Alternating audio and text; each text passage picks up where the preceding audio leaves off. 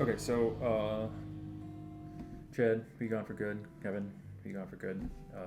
We're going to be doing a quick down and dirty of the planning session for this summer's 2021 trip to the Bourbon Trail, Tennessee, Kentucky area. So that answers our first question of where we're going. Now, Yes. nothing has been decided.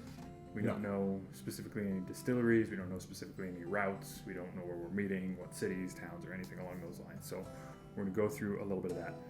But first off, potential dates. What are we looking at? We're looking at probably mid to late August. For me, it's easiest to get off for work. Okay.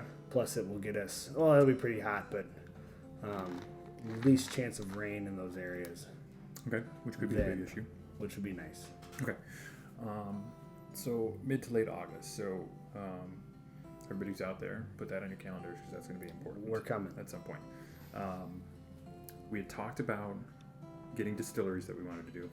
Now the question I had for you: do you want to do like the majors? Like, are we doing Four Roses and Evan Walker or whatever that thing is? Or are we going to go to like the little ones that maybe? Sure. So I think maybe some of the big ones. I mean, I've never been to the Jack Daniels or the Jim Beam, right? But like those are type very touristy maybe, and very of a type. And so it'd be nice to maybe if we're close or our travels take us there, hit it because you're there.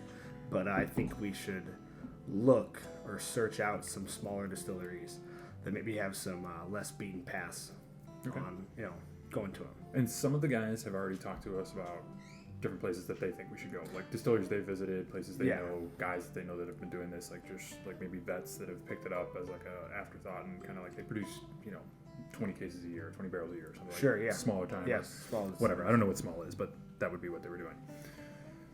The other thing, we have the potential possibly of going back to routes like the Blue Ridge Parkway is obviously, I think, in North Carolina, but we could do that. We could do like the Snake. We could do Tail of the Dragon. Like some of those type of routes are going to be in there also. Yeah, it'd be nice to find like 2-lane tarmacs that are going to have the windy roads that we're looking for. A lot like or similar to some of the roads we found on the MABDR, which weren't necessarily off road, but the tarmac was so good, the scenery was so good, the elevation changes were so awesome that it made it really worth it. Right. So we do plan on doing on road. We do plan on finding off road, kind of a mixture, almost exactly like what the MABDR is. Yeah. Like a little bit of here, a little bit of there, whatever we can find. Now for the off road, it's probably going to be, I would think, fairly light off road. Somebody had mentioned that there's a it's a Kentucky, like it's some sort of off road route that is like a big around loop. So we can do a little bit of that, or we can do the whole thing. Yeah, I'm sure. So a lot of what the MABDR seemed like old county roads that just hadn't been paved. So county roads from decades and decades and decades ago that hadn't been paved. Or up in Pennsylvania, a lot of them were like Forest Service roads. So we can get maps of those and find stuff like that and try to interweave that with some of the tarmac to get us off there. Right. So scenic roads, off road, probably some of those like the known twisty type things, the type of things where like photographers sit in one of the curves to like shoot type of things. Camping. Yeah, I'd like to camp. Yeah. You gonna bring the same tent? I will bring the same tent. You set with that same tent? Yeah. Which is it? What? It's a Coleman. It's not a Coleman. It is an REI special. I got it on REI outlet for $50. Mark was in a Coleman though, wasn't he? Mark might have been in a Coleman. Mark's budget was a little bit bigger than mine. Is Coleman is a big budget? I don't know. It's bigger than my budget. I mean, Mark's definitely had a big budget, but I didn't know the Coleman was no, my little 2-man tent was $50 special. I think it runs $100. Normally, REI? Yeah, normally at REI, it's an REI branded one. So whatever. That's awesome. Whatever they got. Yeah, I'm looking at a new one. It would be another cheap one, likely, but we'll see. And I can go with that Nemo? The Nemo, I'd really like. The Nemo, and the other one I was looking at is Xped, the outer space. That thing is awesome, but it's wicked expensive. So we'll see. Do we have any history in the area? I know that for the MABDR, we got to go through Civil War and Revolutionary War. Like, are we going to have anything? It might be a little tougher. There were definitely battles in Tennessee and Kentucky. For the Civil War? Probably less well known. Okay. I think. Is there any? I mean, there's got to be other history there, right? I think. Well, so I might get back to you on that one. There will be something. I mean, to be fair, the locals might say the distilleries are our history, so Right, that might be part of it, bootlegging and such. But no, I don't know anything about that area necessarily. Although we forgot to mention, we are just off of the MABDR right now. We are close. Are we anywhere near the smoke hole caverns? We are not. That is a little further north than us. We're actually really close to Arrington, Virginia, where the Overland Expo was. Oh yeah, a couple of years ago. Is that the 2019 one, or is that the one we froze to death at? No. The one we froze to death at was in Asheville. Hendersonville, which is close to Asheville. Close to Asheville. Right. Asheville. It was Hendersonville, and that was in 2018. And that's the one we almost died at. That's the one we almost died at because it was unbelievably freezing and a mud slop fest. And we totally ruined Oscar Blue's farm over there. Ruined. I would be surprised if they've recovered. It's still pretty messed up. Arrington was 2 years ago now, 19. It was really good, but I think they're going to have it there for a while. That was the idea. Presented at, yeah. He made it better. I'm on the slate for next year too, or this year. But we are a little east of the main route by maybe 70 miles or so. So, and there's a possibility we might touch some of that. Yeah, you would have to come in before. So this is the difference in plans here. So part of the plans we will have to decide at some point. It doesn't have to be now, but we will have to decide whether or not we're meeting in Tennessee, Kentucky area and then doing that route. Sure. So Joe and I would probably come over and do that. Or if you come all the way down and then we as a group go and then you split off and go back up. Yeah, we have to. I mean, I can get relatively. I can get to Kentucky or Tennessee in one day. Coming down here is usually a 2-day trip. Yeah. So we'll see.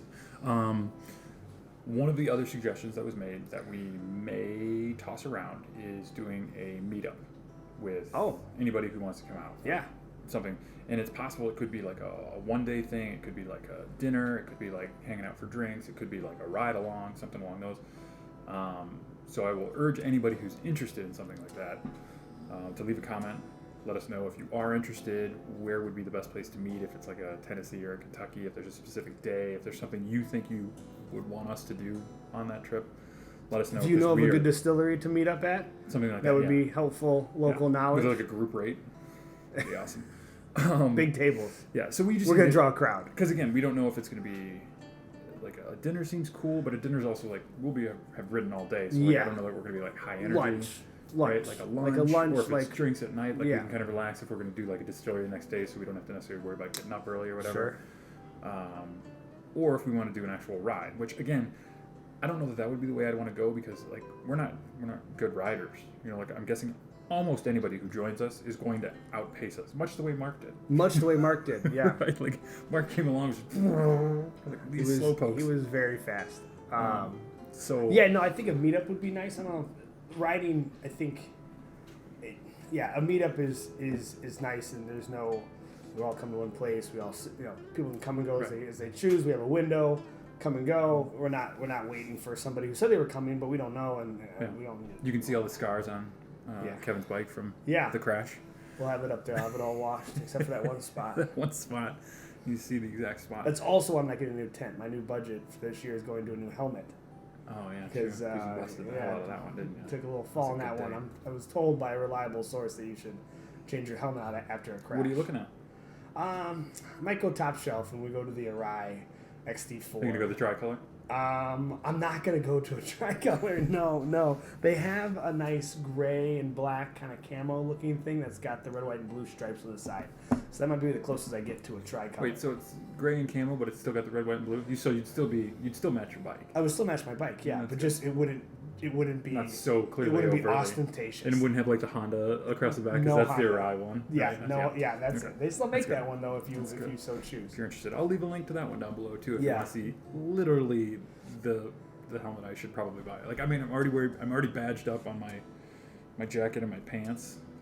It's really strange that I don't have the helmet to go along with it.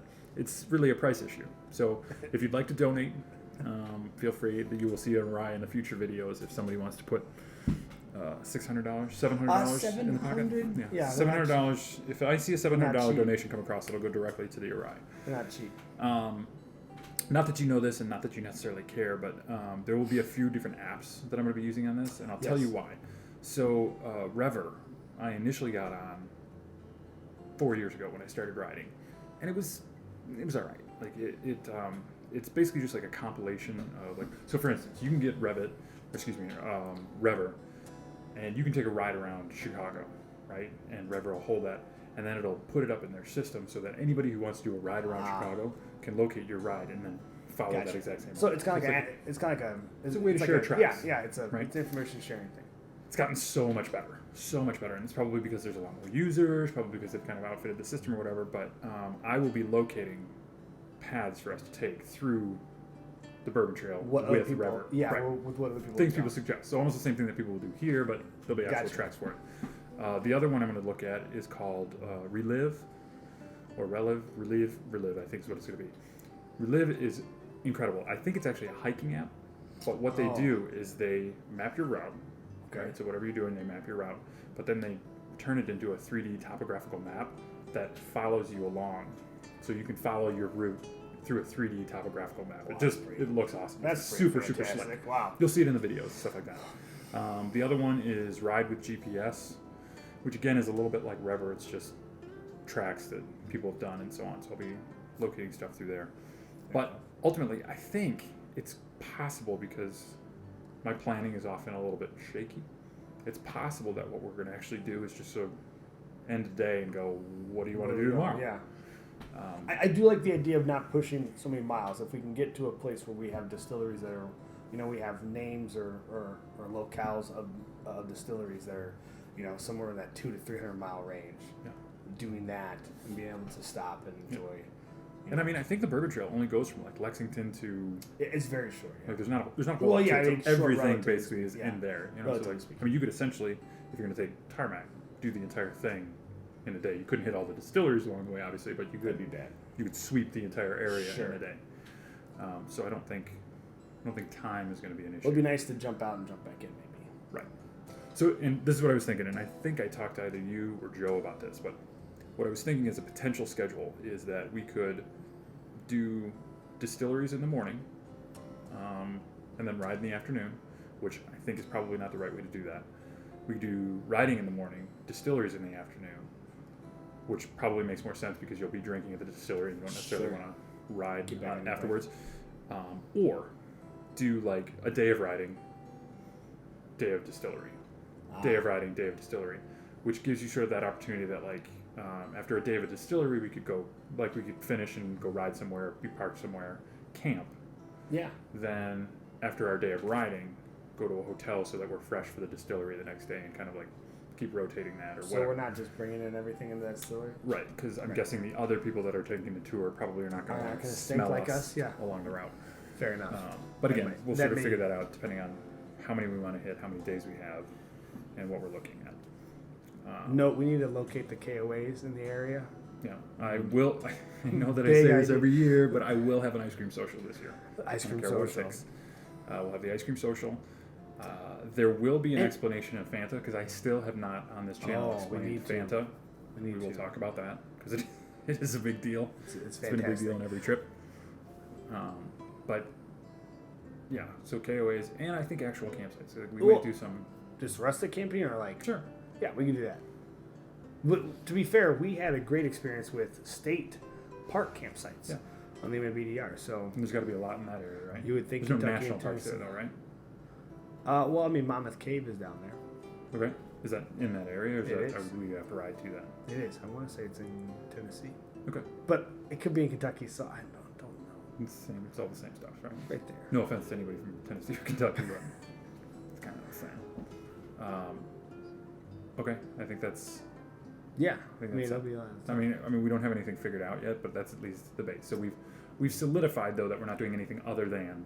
No, that's Kentucky, Tennessee. Yeah, we need to make a little. The notion of doing the Trans-Wisconsin Adventure Trail is that's pushed off. Yeah, I kind of looked at that a little bit more, and it seems like it's something that we could probably do in a couple days, and so not worthy of like an entire trip. Yeah, it looks like it'd be a great like 4-day weekend trip, which is tough to sell to you guys having to come 2 days up and then to Wisconsin and 2 days back. So you're essentially it's an 8-day traveling. trip to to do 4 days Yeah, of riding. that's kind of tough stuff. We might be able to do it still. Who knows? We'll figure it out. Any trips we make to Chicago would make it a lot easier. Yes. So other than that, I'm trying to think if there's anything else that's big about that. Anything else that we have to go through? The helmet's the only new gear that you're bringing? You're sticking with the bags? Yeah, I'm sticking with the bags. The bags are good. The bike has been, the bike has been fixed. I have the parts to fix the back end has been fixed. The subframe was tweaked a little bit. We tweaked it back. The front end is tweaked a little bit. I got the new parts to do that. And when I finally get the courage to brave the Chicago winter / probably spring, I will fix that bike. Okay. So you'll be back to top before we get going. Yeah. So between those two things, just a helmet. Anything else? Like no new boots, no new jacket? I think for this trip I'll probably be very similar in terms of like riding jeans, and I have that waterproof Revit jacket, the Bison. I might get a non-waterproof one. They're about $200 or so. So the waterproof one is nice, but it does not breathe nearly as well, right? You might go full mesh type of thing. Not a mesh. It's just it's a textile, but it won't have the waterproof membrane in it. So then it will breathe a little bit. It'll breathe more like my sand jacket, which I thought was just fine. Okay. I may be going, because I think we talked about this. I will be going in, maybe it's a possibility depending on how things work out. I will be going in wearable body armor, like the mesh shirt with the body armor attached, and then just like a jersey to try and cool down and to be able to shoot a little bit better. There'll be a video coming next week where I talk about my whole setup. But that would be a very different way for me to ride. I would be riding essentially in like motocross gear. Yeah, a little more like enduro stuff. Yeah. So hopefully much cooler, more comfortable, but maybe not as safe. Your slide protection will suffer. Yeah. So I just can't fall. No falling. No falling. I mean, that seems easy enough to do. It's an easy rule to follow. It's an easy fix. Don't fall down. Rubber side down, with all that nonsense that they tell you about, which I don't think is actually all that difficult for me because I just slow down. Some people have a tendency to speed. Yeah. Go faster recklessly, than they should be. Potentially, you could describe it that way. Some people go slower. So you got to ride your own ride. That's what I hear. That's right. Okay, so if you have any questions for us, anything else, I know this is kind of down and dirty, a little bit slapdash, but we're on vacation teaching our kids how to a winter ski. So yeah, we're in the cold. Although I am still wearing my climb gear, so if you want to offer some sort of sponsorship climb, I'm available. I'm a big fan of your gear already. It won't take much to get me on board. I'll tell you that right now. So, any questions you have for us? Any ideas? At this point, again, it's a very sort of nebulous notion of what this trip is going to be. So, if we get suggestions about where we should go, things we should see, places we should visit, people we should talk to, how a meetup should go, all that sort of stuff, we are open books. We are a blank slate right now. So, let us know, and we'll see if we can make it all happen. But other than that, I think we're good. We'll I can't wait. See you next week. Have a good one. Bye.